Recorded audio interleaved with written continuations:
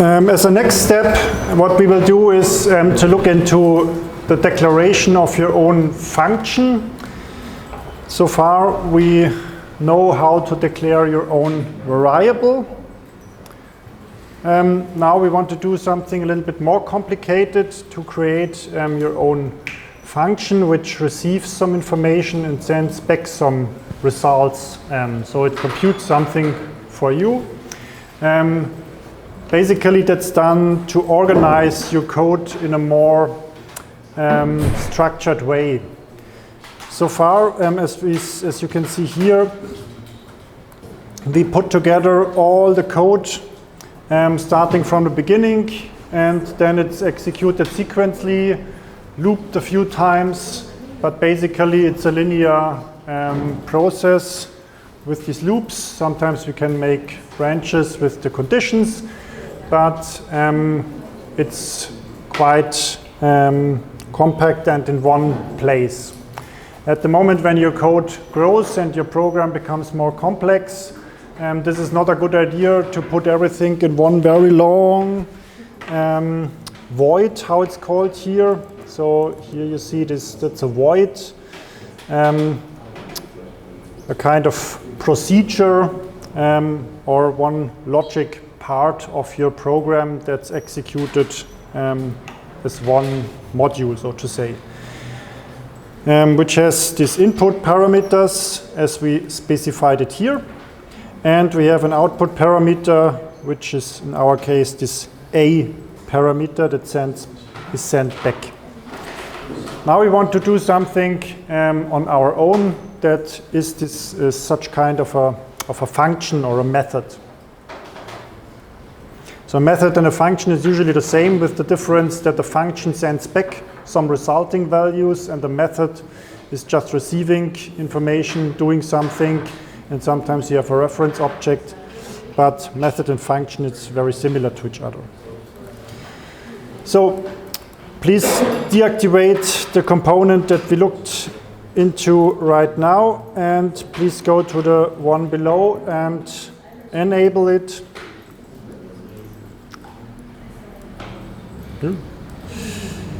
And open it.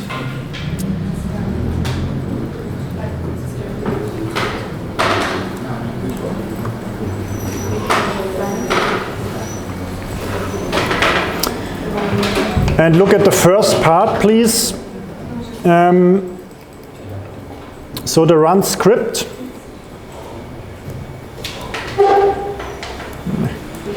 has now shrinked a lot. So you see we still generate a kind of a grid with some elements, rotated rectangles in this case, but the code is very reduced now. So we still have our two nested loops. This has not changed. We use these iterations from our slider, and we have the collection of our boundary representations of our BREP objects. Now they are extrusions because we have also made a 3D view. How can I move here?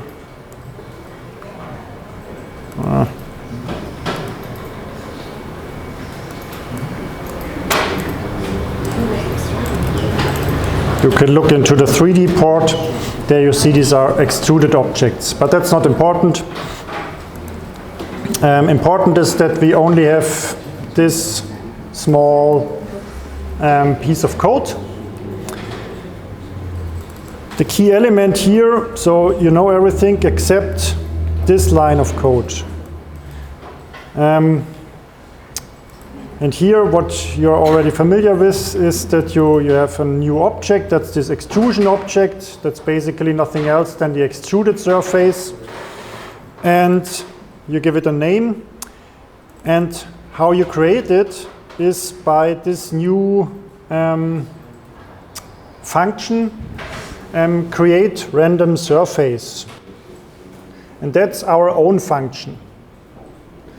You see you send the I and the k parameters to this function, and obviously you get back some result because that's what you assign to this variable. So this function creates an extrusion object, obviously, because we declared this variable is an extrusion object, and this object is created somehow by this function. Rest is the same. You have your collection, put in the object, and send it back to A. So now for the first time, we look into the second part of the script component. So far we just used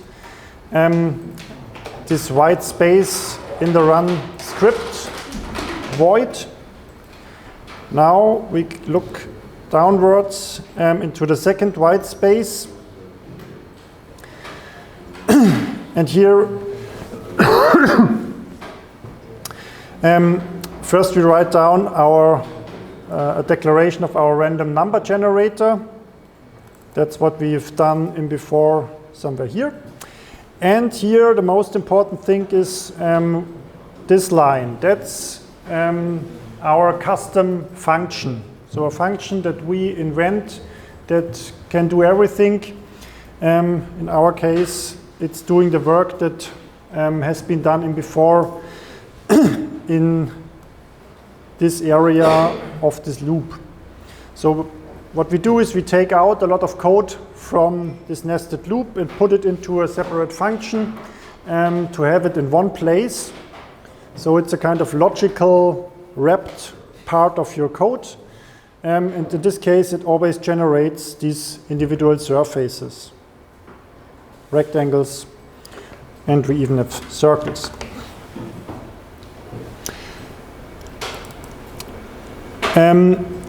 The syntax is, so this private means it's valid only in your code, so don't care about it. Extrusion, that's what the function will return in the end. If you look at the end, we have here a return value, where we return something, and that's an object, an instance of, I've called it my extrusion, that's an extrusion object. And this will be created here in the middle part. The code is relatively familiar with you. Here we receive again I and K, that it is named the same as here. It's just because I decided to do so. I could also give it a different name, but then it may be a little bit more confusing. Therefore, I have just kept the names of this variable. Means we send I and K to our custom function, do something, and return this extrusion object. What we do is again very similar. So this part you know already. We create our rectangle. That's nothing else than we have done in before. We just copied it into our custom function. In addition, we do a little bit something new. We transform our rectangles. So we rotate it. That you see also some new information. There is this transform command.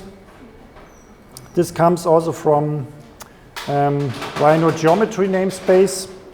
And there is transform for scaling and for rotating. In this case, we use the rotate. There are probably more transform commands. Let's see. So here you see all the possible transformations that you can do with an object. So there's also the mirror, the multiply, rotation, scaling, translation, basically moving it.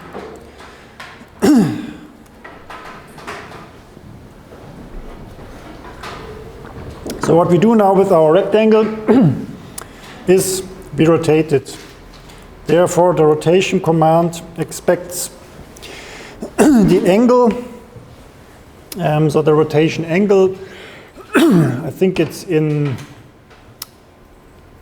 radians, not in degree. And it expects the object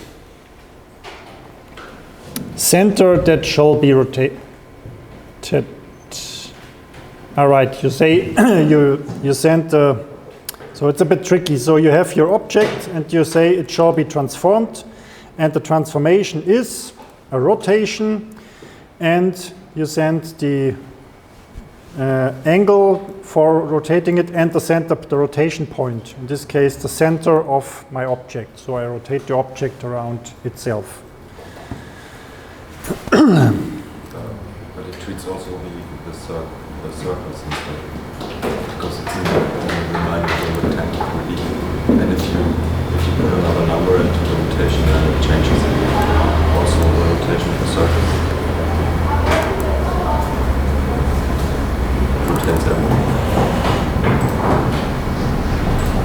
No, the circles shouldn't be rotated because they are created later. There is no transform later applied. It's maybe because of our random values. If we deactivate the randomness, then the circles should not be rotated. So if we rotate, right.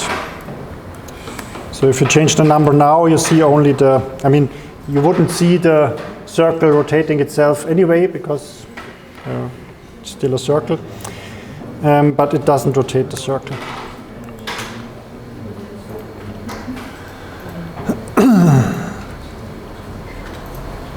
Okay, so far it's more or less the same as we have used in before, just that you've seen how to apply a transformation and where to get it from. So every object can transform itself by using this transformation information that we specify for the transform method of the object.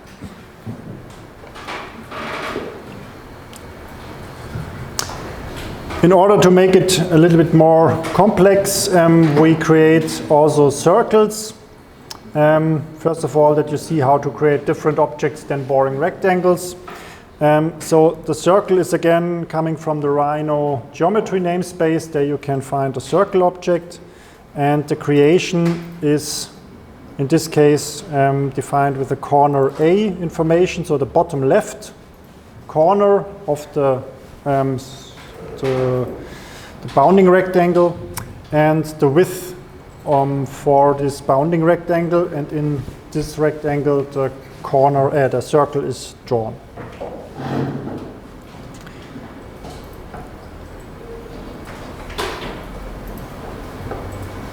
What you do is basically the same. You have to convert it to a NURBS curve. The same. My circle. It's only here. And we do this only if I equals to 2. So this means in our x coordinate, or the I loop, which we use for the x coordination, if this is 2, means the second column starting from 0, so 0, 1, 2. If this is the case, then we draw a circle instead of a rectangle. That's what happens here. Here you see there is only one if, nothing else, no else, no if else. So you can do this as well. This means this is only executed if the condition is true, otherwise the code is just skipping it. Here the NURBS curve, which will be converted into this extruded surface, is always filled with this with the rectangle. So my curve is always a rectangle, but here it's overwritten. The my curve is overwritten by the circle information if I is 2. So first you put in a rectangle into this variable, and then you say, in this case I override it with a circle. Which has the advantage that you can always use this my curve NURBS curve and create now the extrusion object, because we said we expect an extruded object as a return value. And here extrusion is a separate object like a brep. You have the Rhino geometry.extrusion, and there we say I want to create a new object, my extrusion, and what it expects. So extrusion.create is this, in this case, the command. Yep. So the I equals 2, that means it always appears in the first row. It starts counting at 0, or so in yeah. the first column, in the third column, the circles appear, no matter how big the grid is. Right, so this would be 0, 1, 2. If I is 2, it draws a circle. So I've increased the... But did I specify somewhere that it's starting at 0 rather than 1? Or is it just... You specify it here, that you start the loop with 0. And this I value you send to your custom function here, and you receive it here. This means if you would start here with a 1, you just skip the first row. But it's still the second, the I equals to 2 when it draws a circle. So it doesn't move it, so it's still there. You just skip the first row. If I start with a 2, then it starts with the circle row. And if I start with a 3, then this disappears as well, because I is never 2.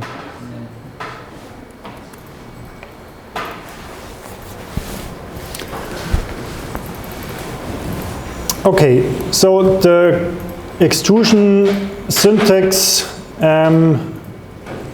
is that you have to create this extrusion object. In this case, it's a little bit different, because usually we have said we do this with a new keyword. Here, it creates it with somehow the extrusion the extrusion class, which has a method create that reads your curve, the one that shall be extruded, and the height. And this is, I think, if it shall be kept, a cap on top of it. Yeah.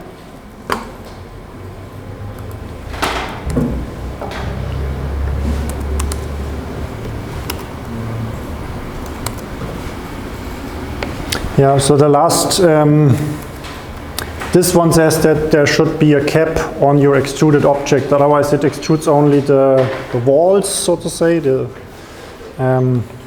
hull. And in this case, it creates a cap, which we can see here. If we would say this part is false,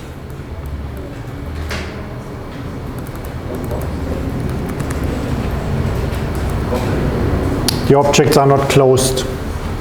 So you have here, you can look through them. And if we close them, they have this cap.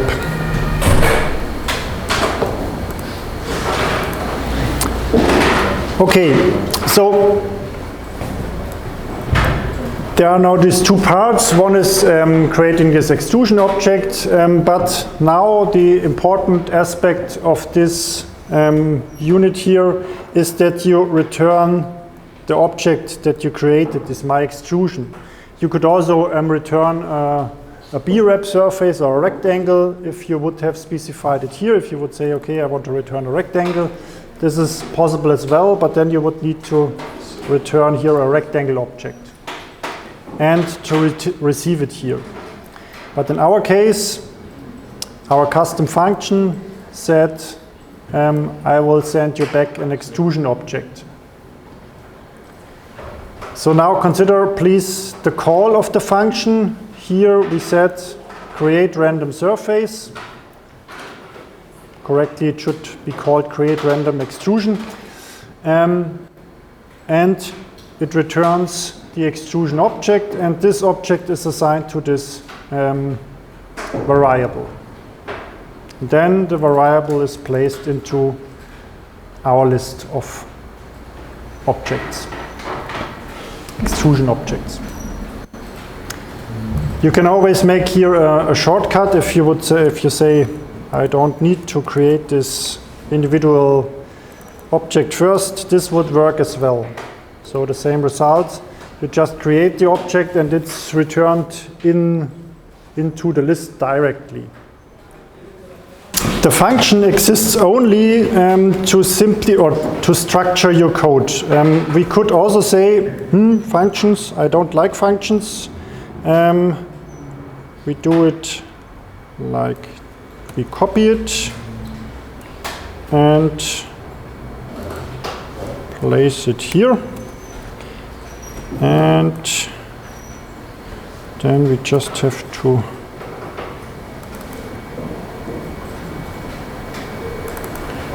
say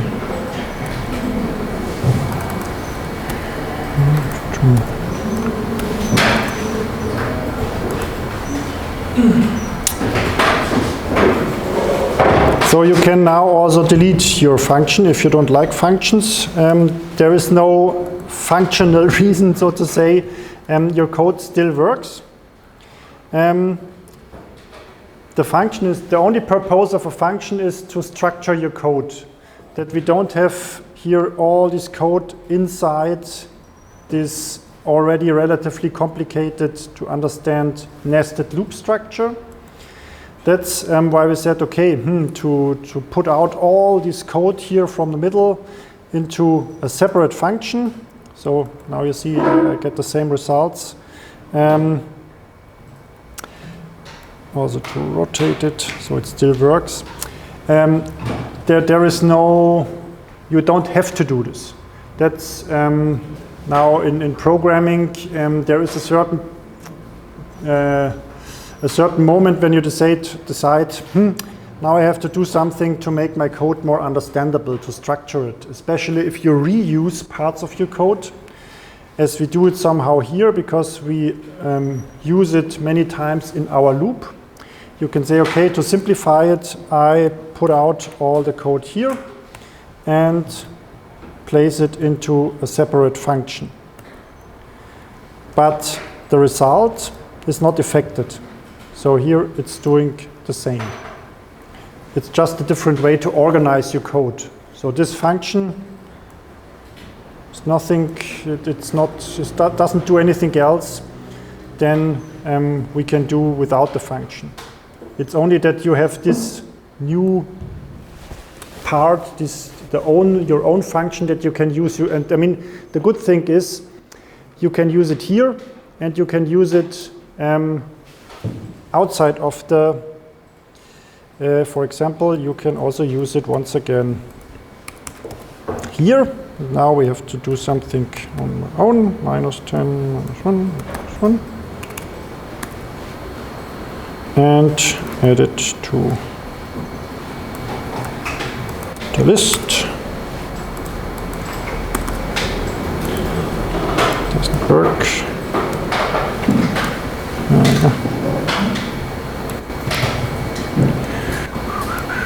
So that's sometimes you get if you declare a variable twice at different places, that's something the compiler doesn't like. Okay, so now you see, I mean that's really the real idea of a function, that you can reuse it easily. So here we used it inside of our loops, the nested loops. We called this function. And then there is another place in the code where I want to somehow do the same thing with different parameters. So here I don't send I and k, I send -1, -1. So that's this object, but with the same function that I've created for my own. So if you remember how to do it in Grasshopper, if you want to do something twice in a different context, you have to copy all your components, place it to another place, and you have the whole mess here and there. And if you want to change something, you have to change it there and here. And I mean, that's the idea of these functions. So here you have a logical part of your code, and always if you use it, you refer to this place. I hope I explained it in an understandable way. But I think you have had another question as well with this if part here. I mean, that's only just for fun to show you that you can draw circles as well. I mean, it's not necessary. If I skip it, then it just doesn't create circles. That's only to refer back to our introduction of the if condition. If you want to use this iterator variable I for some purpose, and this was the most stupidest that I could have imagined, to draw a circle instead of a rectangle, then you can just use it somehow. You can also say, you can combine these if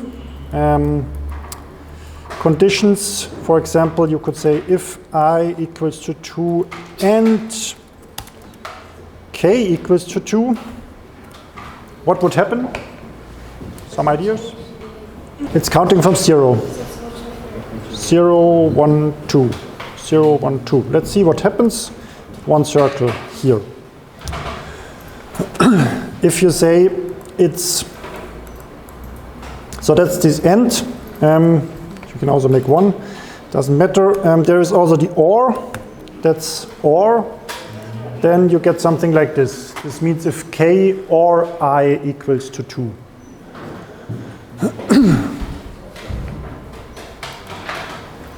So these are the logical operators, this or and.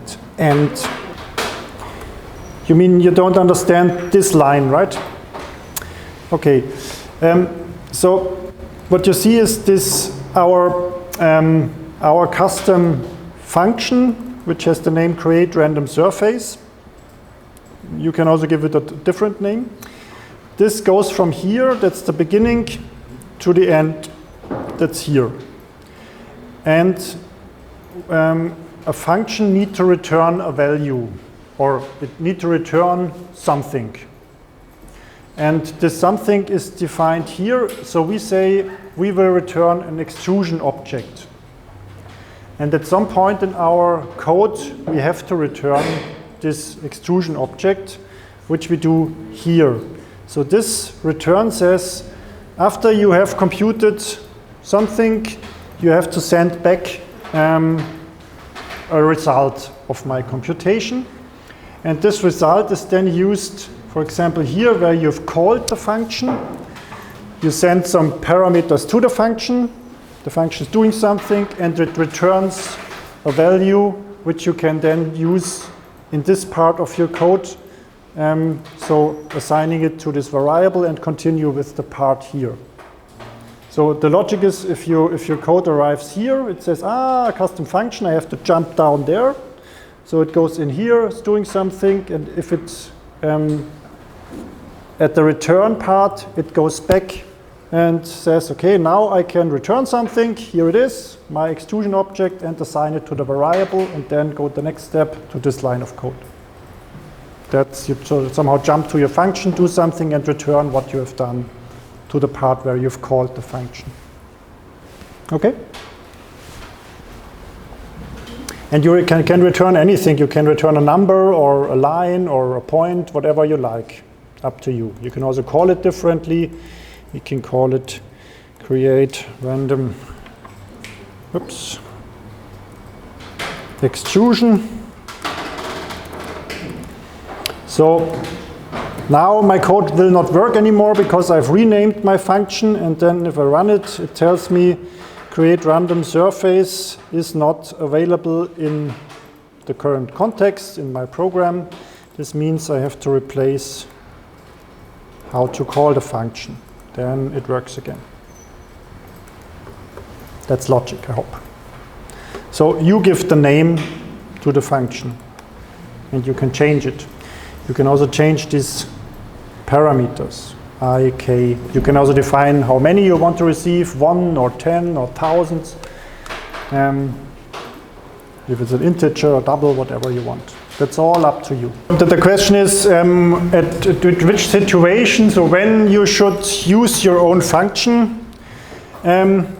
Unfortunately, there is no clear answer. It's up to you when you want to use it. So some people don't want to do this, they just ignore the possibilities. Others who are very structured and like to organize their code and to write it in a more understandable way and more ordered, they try to create functions as many as often as possible. A rule of thumb is if you use something twice, then you should use a function. So I mean, here it would be stupid to have the same code here once and copy the exact same code here twice, because then I would have doubled the code, and if I want to change how it works, I need to remember where I have the same part, then it just becomes unpractical. So if you use something twice, you always should use a function. But that's a rule of thumb, I mean, but then it makes sense. And if you can somehow wrap a huge part of your code into a function, it also makes sense, because then it becomes more readable. Because here, on a higher level of abstraction, you can understand what happens here.